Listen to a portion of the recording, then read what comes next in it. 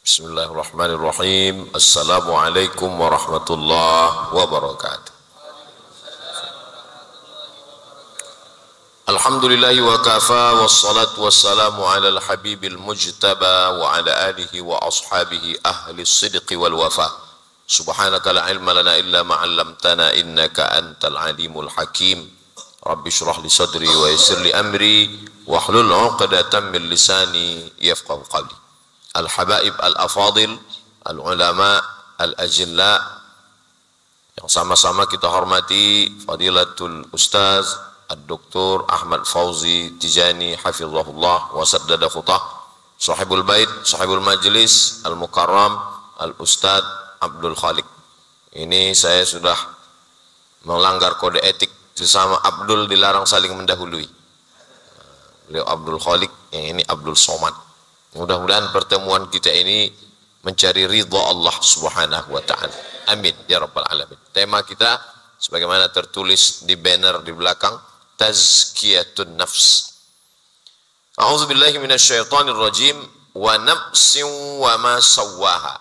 Demi nafs dan penciptaannya. Diri saya ini, kalau saya mau memperkenalkan, saya bilang wa'arifu nafsi, saya memperkenalkan diri saya. Maka diri yang sebenar diri itu disebut dengan nafs. Dan nafs ini ada keinginan-keinginannya. Ruh latifatun, sesuatu yang amat sangat halus yang ditiupkan Allah Subhanahu wa taala ke dalam jasad.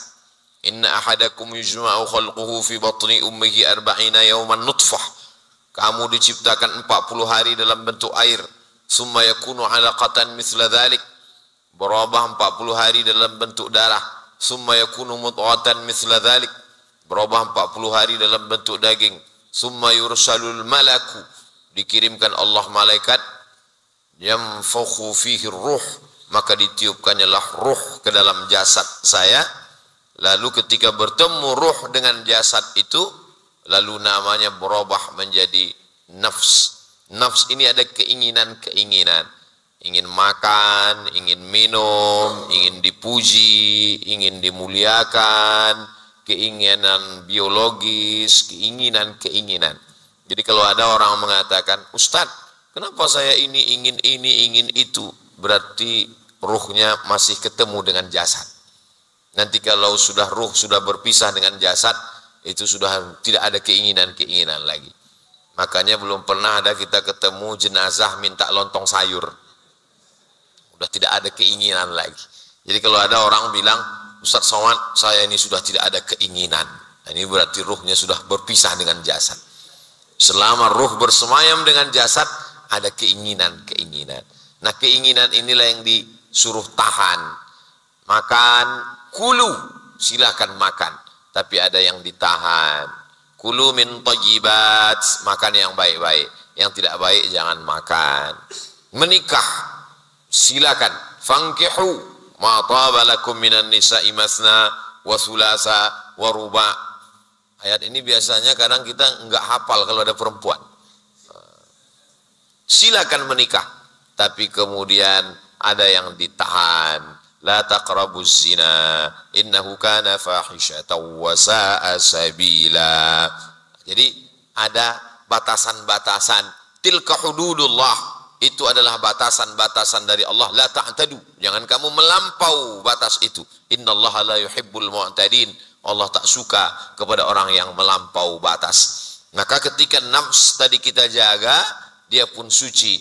Wa nafsin wa ma sawwaha fa'alhamaha fujuraha wa taqwaha.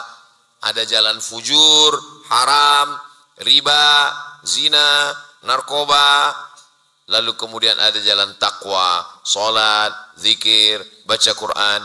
Qad aflaha man zakkaha. Beruntunglah orang yang mensucikan. Dari kata zakka yuzakki, tazkiyah. Mensucikan keinginan-keinginan hawa nafsu tadi, maka disebut dengan tazkiyatun nafs. Kita sebelum sholat mensucikan diri dari najis, hadas besar, hadas kecil, setelah bersih badan, bersih pakaian, setelah bersih pakaian, bersih tempat, bersih sajadah.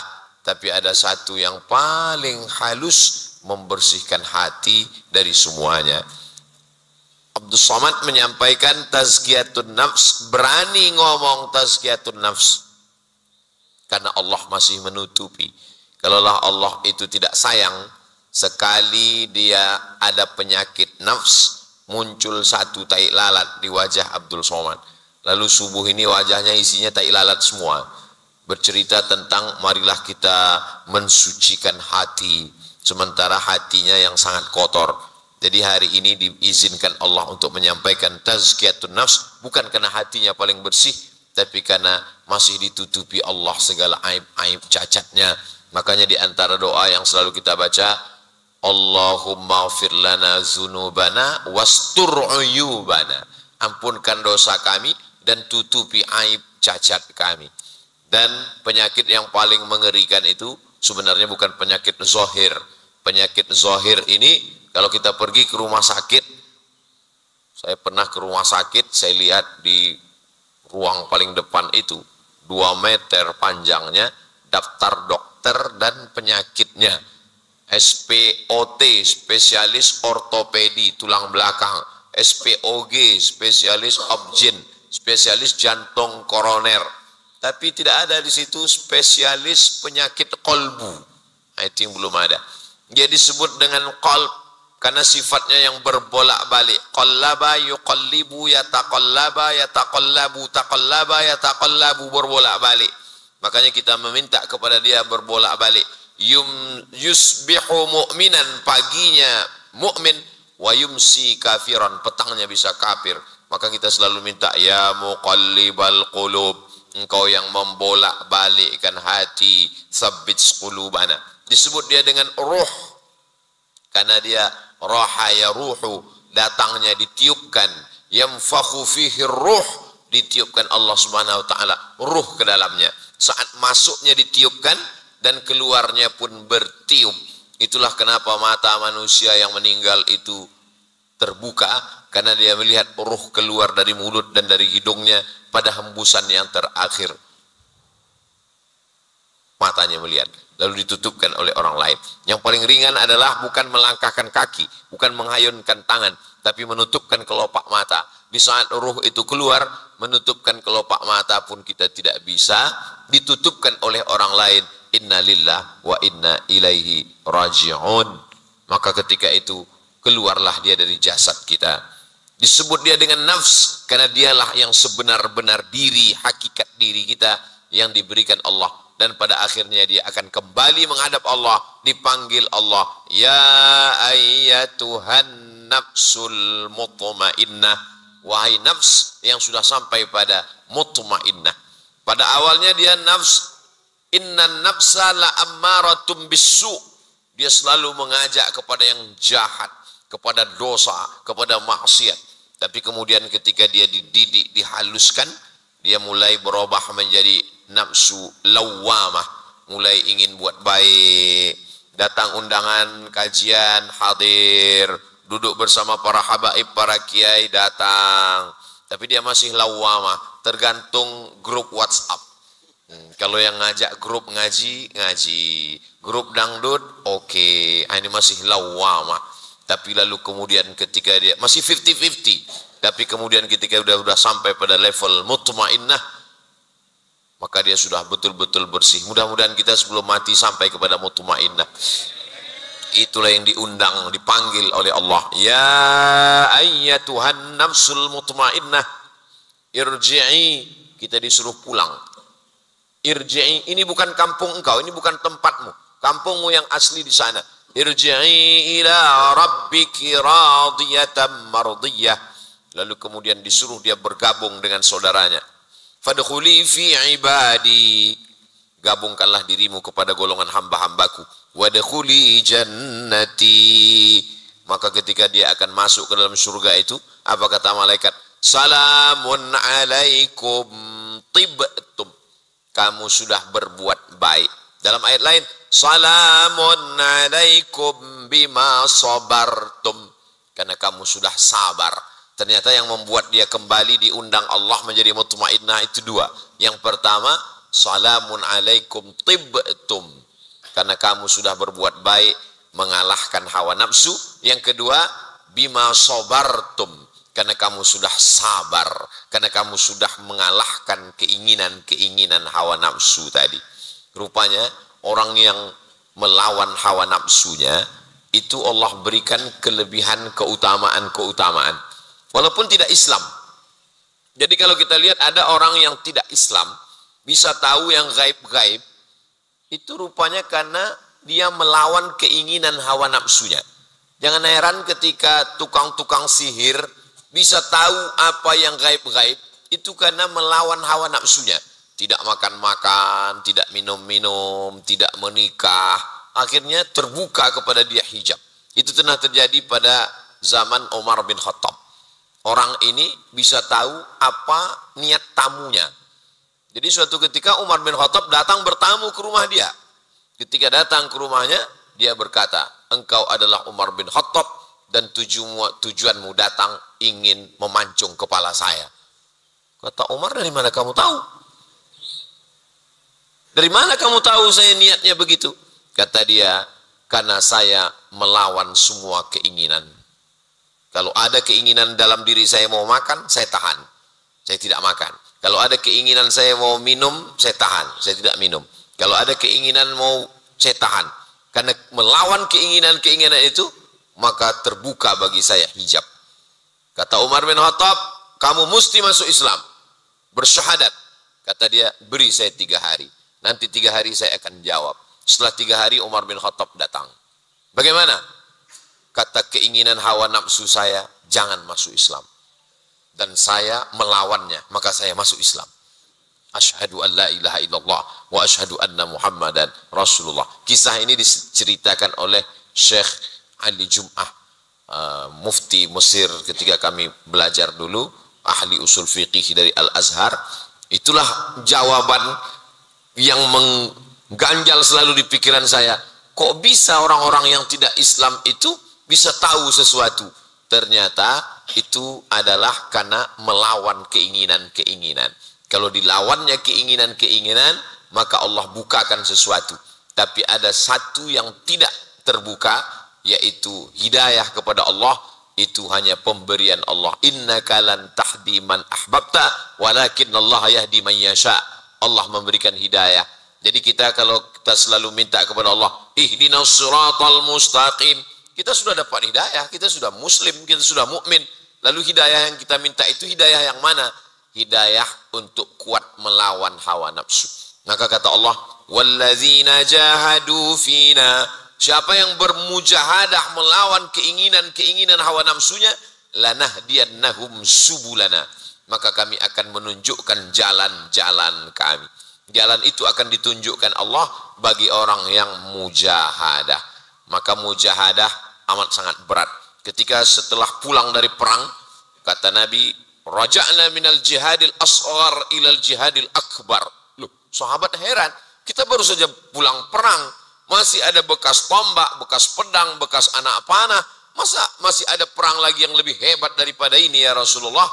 Kata Nabi, masih ada lagi. Apa dia? Mujahadatun nafs, perang melawan diri sendiri, keinginan, keegoan.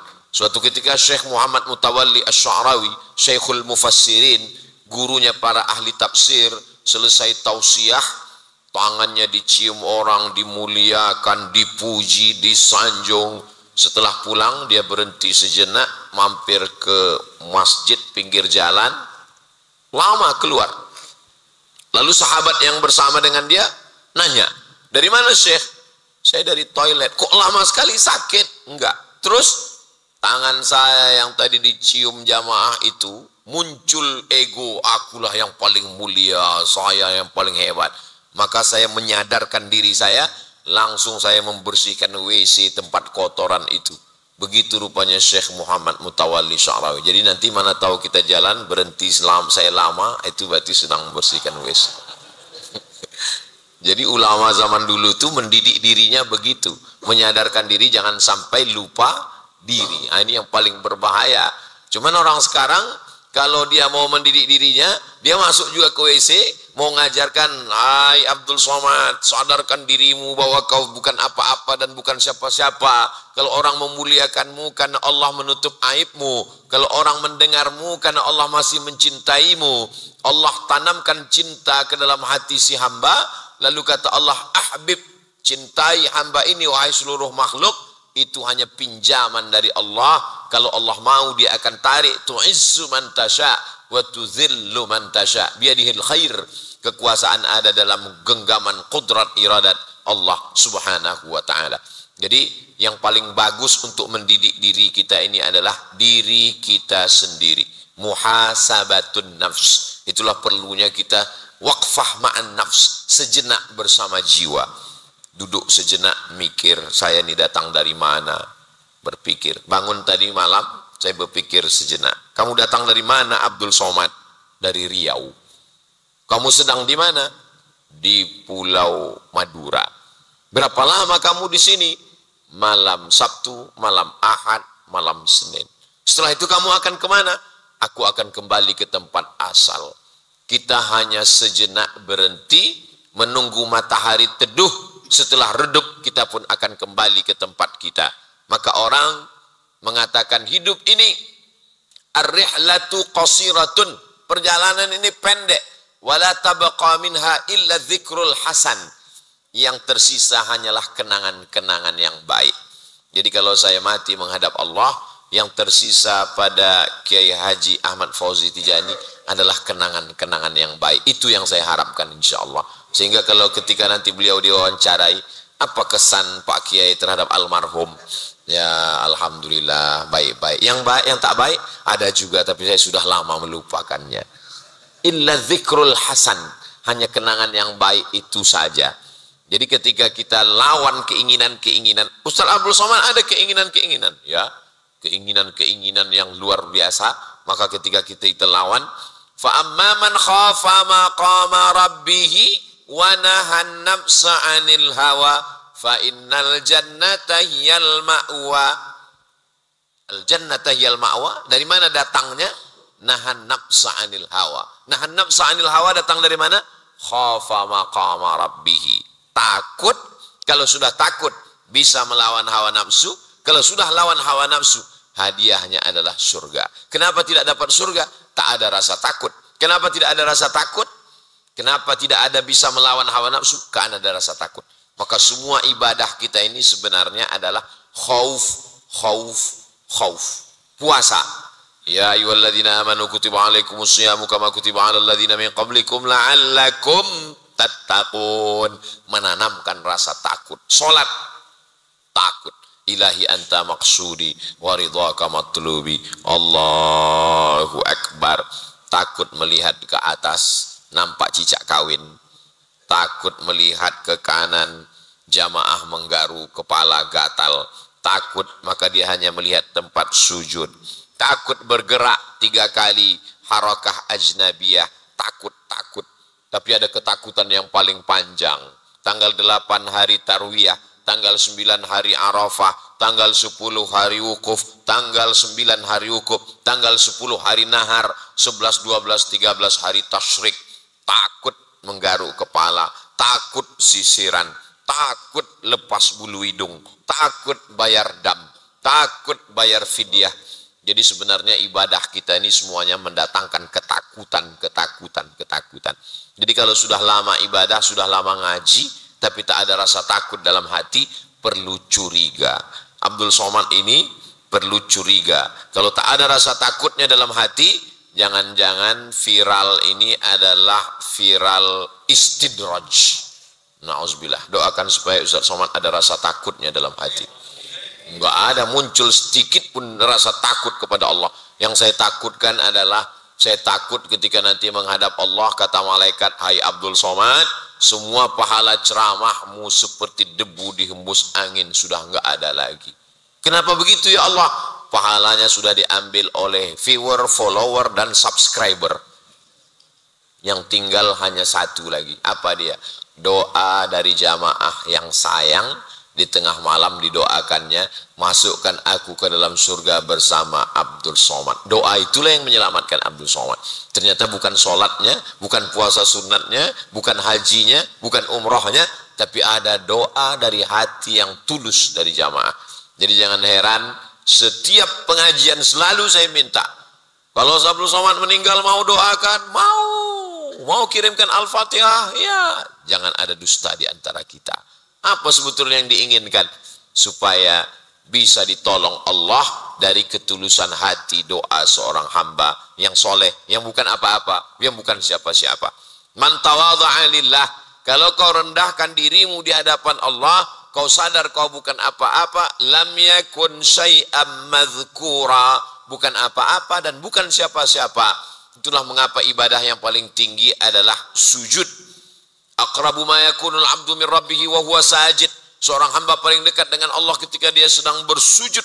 Nikmat yang paling besar syukur kita adalah diberikan Allah hati mau bersujud.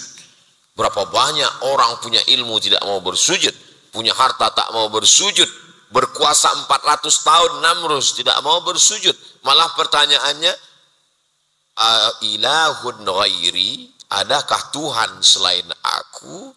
Kita alhamdulillah dipinjamkan Allah nikmat bernafas, kita pakai untuk bersujud, dan saat bersujud kita katakan subhana rabbiyal a'la wa bihamdi. Iblis keluar dari surga karena tidak mau bersujud. Iblis tidak syirik, iblis tidak digoda setan. Iblis tidak digoda setan, setan anak buah dia semua. Iblis itu hanya karena penyakit kolbunya bernama takbur, kibr, takabbara yatakabbaru, merasa besar padahal dia bukan apa-apa. Maka kata Allah, malaka anta takabbara fiha, engkau tidak punya apa-apa, ukhruj, keluar, innaka minas saghirin, kau kecil tidak ada apa-apanya.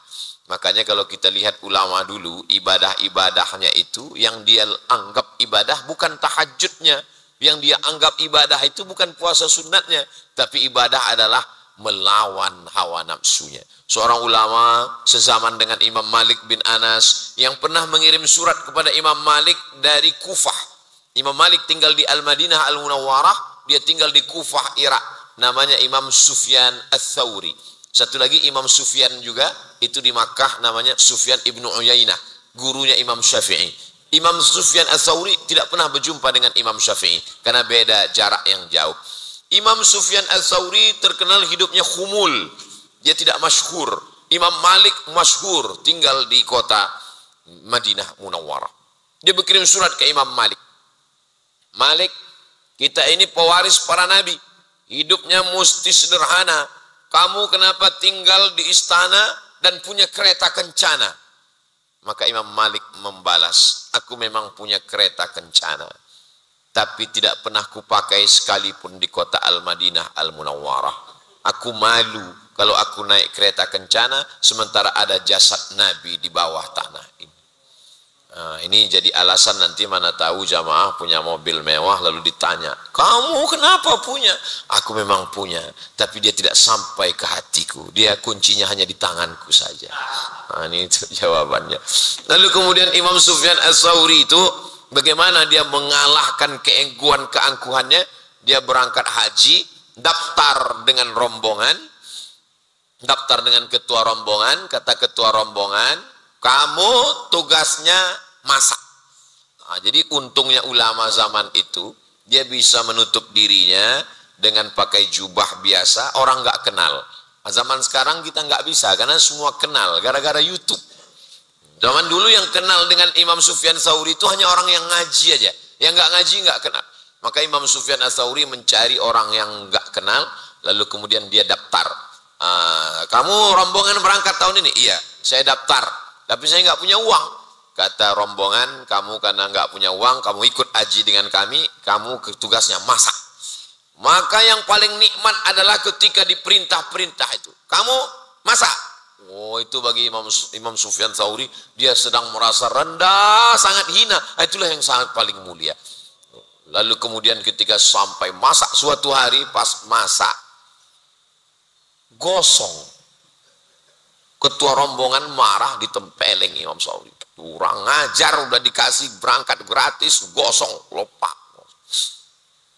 Saat ditempeleng itulah Imam Sufyan Tsauri merasakan nikmat luar biasa, karena saat itu dia sangat rendah di hadapan Allah. Waktu sampai di Makkah, Imam Sufyan Tsauri tawaf, subhanallah walhamdulillah, jamaah yang kenal datang penuh sekeliling Imam Sufyan Tsauri. Ketua rombongan heran, loh ini kok orang ramai semua? Orang nanya, itu siapa? Itu Imam Sufyan Tsauri, faqihu hadhil ummah, muhaddisul fuqaha, ahli hadisnya, ahli fikih, ahli hadis, ya itu orangnya. Loh itu tukang masak kami, itu yang saya tempeleng kemarin.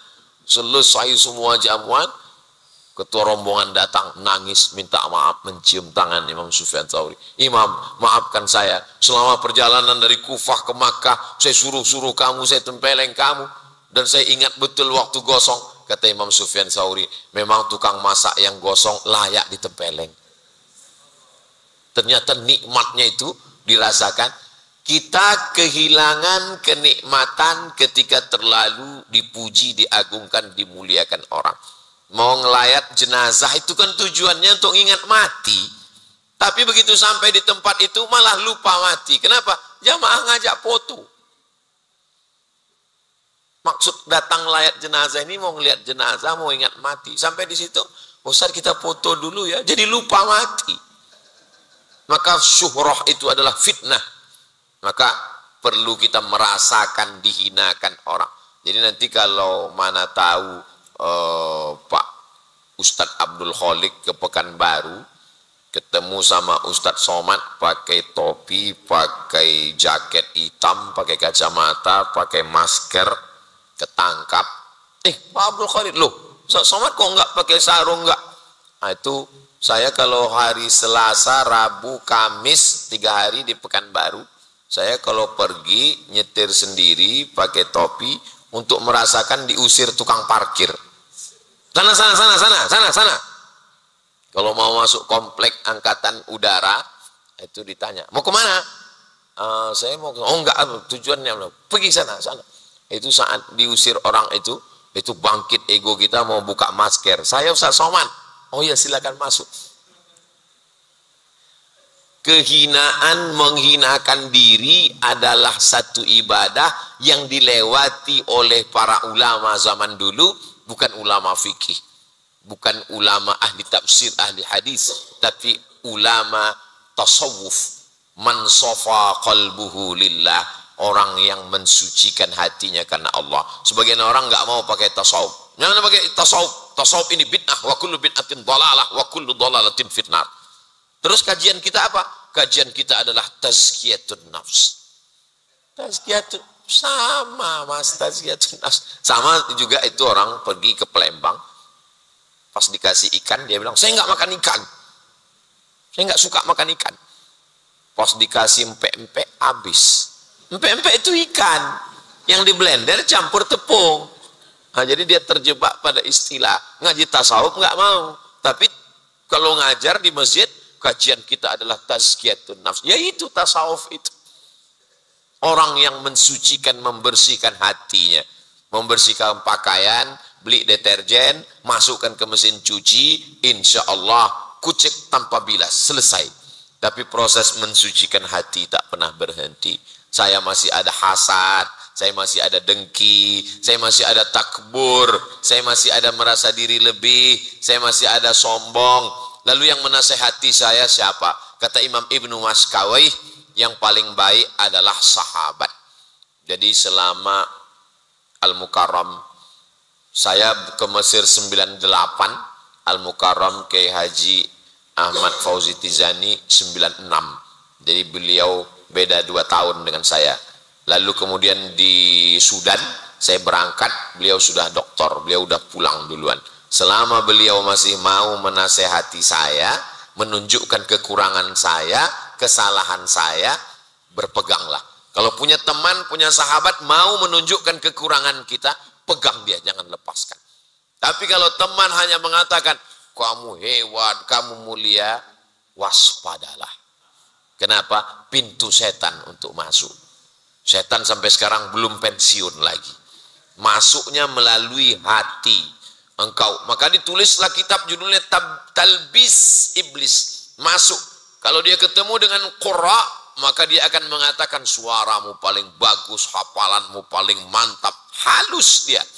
Setan kerjanya bagi orang yang belum sholat, jangan sholat, jangan sholat. Bagi orang yang sudah sholat, saat sholat itu dia ingatkan kuncimu di depan TV, ini yang mau dibuat program, ini belanja ini. Bagi orang yang sudah khusyuk, dia katakan tidak ada orang yang sholatnya diterima kecuali kamu. Dia tidak pernah berhenti. La'atiyannahum min baini aydihim, aku akan datang dari depan, wa min khalfihim dari belakang, wa an aymanihim dari kanan, wa an syama'ilihim dari kiri, wa la tajidu aktsarhum syakirin. Tidak akan kamu dapati banyak manusia ini bersyukur. Maka kata Allah, qalilam ma tashkurun, sedikit sekali orang yang bersyukur. Maka saya 6 bulan sekali masuk ke suku pedalaman, naik perahu, masuk ke dalam, ketemu sama saudara-saudara kita yang Masya Allah, Tabarakallah, di sana nggak ada yang kenal. Kita lambaikan tangan, dia cuek aja, siapa kamu, kata dia. Nah, itu. Dibawa sama Ustadz Salim Afillah ke kaki gunung di Yogyakarta, sampai di atas, saya pun ngangkat tangan, Masya Allah, sampai di lokasi, bagi-bagi beras, bantuan. Habis itu Ustadz Salim nanya, pakai bahasa Jawa, halus. Kenal dengan Ustaz ini? Enggak. Untuk menyadarkan kita bukan apa-apa dan bukan siapa-siapa. Jadi sesungguhnya apa yang kita lakukan hari ini belum tentu diridhai Allah. Tapi ada seorang ulama mengatakan dalam kitab Ar-Risalah Al-Qushairiyah, kata Imam Al-Qushairi menceritakan ulama ini, saya tahu kapan saya diridhai Allah. Dari mana kamu tahu kamu diridhai Allah? Ketika saya ridha menerima semua yang sudah ditetapkan Allah Subhanahu wa ta'ala. Itulah mengapa di pagi hari sebelum terbit matahari kita katakan raditu billahi rabba wa bil islami dina. Itulah mengapa kita katakan inna salati wa nusuki wa mahyaya wa mamati lillahi rabbil alamin. Itulah mengapa kita katakan at-tahiyatul mubarakatus salawatut thayyibatu lillah. Bukan punya kita. La haula wala quwata illa billah. Kita bukan apa-apa dan bukan siapa-siapa. Kalau masih merasa ana, masih ada aku, berarti masih ada yang selain dari Allah. Tauhidnya belum lagi bersih. Tauhid hanya Allah. La ilaha illallah. La ma'buda bihaqqin illallah. La mahbuba bihaqqin illallah. Puncaknya adalah la mawjuda bihaqqin illallah. Tak ada yang sebenar-benar wujud kecuali Allah. Kalau kita masih merasa aku ada, berarti sesungguhnya belum lagi sampai kita kepada hakikat sebenar-benar tauhid, mentauhidkan Allah. Tapi ini kan yang enak cuman ngomongnya aja, bicaranya. Mengamalkannya itu perlu doa dari orang-orang soleh. Para habaib, para kiai, al-mukarram, sahibul bait. Kita tidak pernah putus, kita tidak pernah berpisah. Kita selalu bersama dalam doa. Doakan supaya Ustadz Somad bersih hatinya. Jangan ada takbur, jangan ada sombong. Bagaimana cara Ustadz Somad membersihkan hati? Melihat jenazah, buka wajahnya, cium, sampai ke tempat pemakaman. Syukur-syukur diizinkan turun ke bawah, menyadarkan diri. Nanti kamu masuk ke dalam ini, Abdul Somad ke liang lahat ini. Selesai membacakan talqin, lalu kemudian mengirimkan doa, melihat orang sakit di rumah sakit. Bagi saya itu jauh lebih merasuk ke hati saya. Kadang saya sengaja mau dengar hari Jumat, sengaja saya nggak khutbah untuk mendengarkan khutbah. Nggak boleh cuman ceramah terus. Malam bulan Ramadan sengaja ada beberapa malam yang kosong untuk hadir di masjid mendengarkan tausiah. Kata pengurus masjid, malam hari ini kita beruntung kedatangan Ustadz Somad. Rupanya dia tahu juga ada hadir. Akhirnya nggak jadi juga mendengarkan nasihat. Jadi ada nasihat yang tidak hanya lewat telinga, tapi nasihat lewat mata, yaitu langsung melihat. Ada teman yang sakit, datang. Kena kanker, kena musibah, meninggal dunia, datang. Itu sesungguhnya untuk menghaluskan lagi hati kita. Bagi saya yang paling menghaluskan itu yang masuk ke pedalaman. Sampai hari ini masuk ke pedalaman masih terus. Suku Akit, suku Talang, suku Laut, suku Anak Dalam, Bagan Benio masih tetap masuk ke dalam. Bagi saya masuk ke dalam itu untuk menghaluskan hati saya. Tidak ada yang tahu tentang dirinya kecuali diri dia sendiri. Tidak ada yang paling mengenal dirinya kecuali diri dia sendiri. Kalau menurut kita dengan melakukan ini hati kita menjadi lembut, lakukan terus. Seperti kita mencincang batang kayu, terasa kayu ini keras, cari mana yang lembut. Ketika ketemu yang lembut, cincang terus di situ sampai putus. Begitu juga dengan kita. Mana di antara ibadahnya yang paling melembutkan hati? Oh, kalau saya Ustadz, ibadah saya yang paling melembutkan hati puasa sunat. Terus puasa. Kamu kenapa puasa sunat yang kamu pilih? Karena dengan puasa sunat itu kita bisa jadi hemat, Pak Ustadz. Oh, bukan. Mana ibadah yang paling melembutkan hati? Ibadah yang paling melembutkan hati yang mana? Itu terus cincang sampai putus. Sampai hati itu betul-betul hancur berkeping. Sehingga di hati hancur berkeping itulah turun rahmat Allah subhanahu wa ta'ala. Agaknya itulah yang dapat saya sampaikan pada kesempatan yang baik ini. Karena tadi disampaikan, Ustadz menyampaikan kultum, kuliah 7 menit. Ini sudah lebih dari, rupanya udah setengah jam. Dari jam 5 sampai jam 5.30. Itulah yang dapat Al-Fakir sampaikan. Ada kata-kata yang tidak berkenan di hati, Al-Fakir mohon maaf. Mudah-mudahan Allah melembutkan hati kita semua. Bijahi Nabi Muhammad sallallahu alaihi wasallam wa bisirril Fatihah. A'udzubillahi minasyaitonirrajim. Bismillahirrahmanirrahim. Alhamdulillahirabbil alamin. Arrahmanirrahim. Maliki yaumiddin. Iyyaka na'budu wa iyyaka nasta'in. Ihdinas shiratal mustaqim. Shiratal ladzina an'amta 'alaihim ghairil maghdubi 'alaihim waladdallin. Amin.